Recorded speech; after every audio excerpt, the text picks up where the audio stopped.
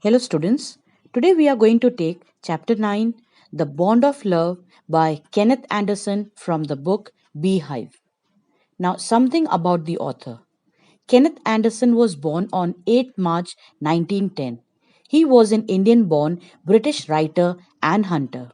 He wrote books about his adventures in the jungles of South India. He often went into the jungle alone to meditate and enjoy the beauty of untouched nature. His style of writing is descriptive as he talks about the adventure with wild animals. He also gives insight into the people of the Indian jungles of his time. Now, let's begin with the chapter The Bond of Love.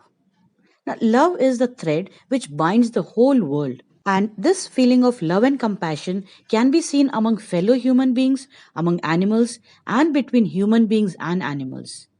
So, animals also have feelings and emotions. If given love, care, and affection, they develop strong bonds with humans. So, the story, The Bond of Love, revolves around the bond of love between the author's wife and the baby bear. And the emotional bond between the two was so strong that he recognized her even after 3 months. Animals do not forget those who shower love and affection on them. One day, the author and his friends were passing through the sugarcane fields near Mysore, where people were driving away the wild pigs from the fields by shooting at them. Unluckily, one of the companions of the author shot a bear.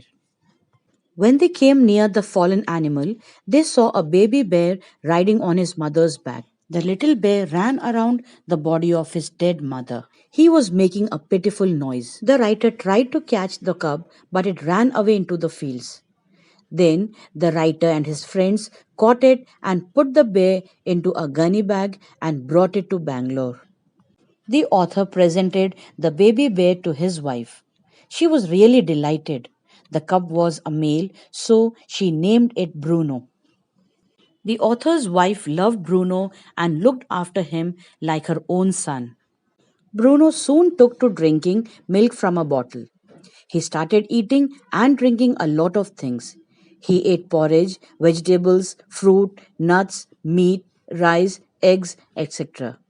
He drank tea, milk, coffee, and even beer and liquor. They had two Alsatian dogs. The baby bear became friendly with the dogs and all the children who stayed in the neighborhood.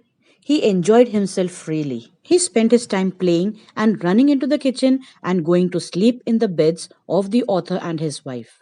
Now, because of the love and affection shown by the author's wife, he developed a great affection for her. One day, an accident befell on him. The bear entered the library and ate some poison that had been put for the rats. The poison paralyzed the bear, but somehow he dragged himself to the author's wife. As a result of it, he suffered a stroke of paralysis. He was weakening, vomiting, and breathing heavily. Immediately, he was taken to a veterinary surgeon. He was given an antidote of 10 cc through an injection, but his condition remained critical. Then another 10 cc was injected, which improved his condition. Bruno got up and enjoyed a good meal. Another time, the little bear drank a lot of old engine oil, but fortunately, it had no effect on him. With the passage of time, Bruno grew up in size. He became very mischievous too. He was very fond of author's wife and she also loved him a lot and started calling him Baba lovingly. He could even do a few tricks. At her command, Baba would wrestle or box. He would hold a stick like a gun, and whenever he was asked, Baba, where's the baby? He would immediately produce and cradle affectionately a stump of wood which he had carefully concealed in his straw bed. With the passage of time, Bruno became too big to be kept at home. The author and his friends and his son advised the author's wife to gift Baba to the zoo at Mysore. After some days, the author's wife agreed.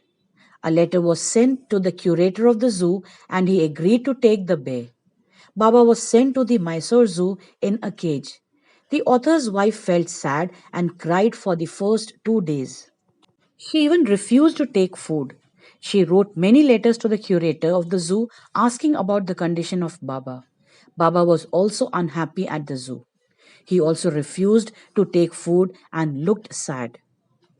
The author could stop his wife from visiting the Mysore Zoo for 3 months, but she was so adamant that at last she visited the zoo to meet Baba. When Baba saw her, he cried with happiness.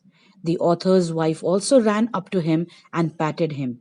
For the next 3 hours, she didn't leave the cage. The author's wife felt that she could not live without Baba. She requested the superintendent to send Baba back, and he consented, and Baba was brought back to the author's home. An island was made for Baba. It was 20 feet long and 15 feet wide. It was surrounded by a moat. It was 6 feet wide and 7 feet deep. A wooden box was kept for Baba to sleep in at night. Straw was placed inside to keep him warm. In a few days, Baba was released in the island. He was delighted, and so was the author's wife. She used to spend hours sitting there with Baba on her lap. Baba was 15 months old and quite heavy now. Thus, Baba, an author's wife, felt relieved and life began to flow as usual.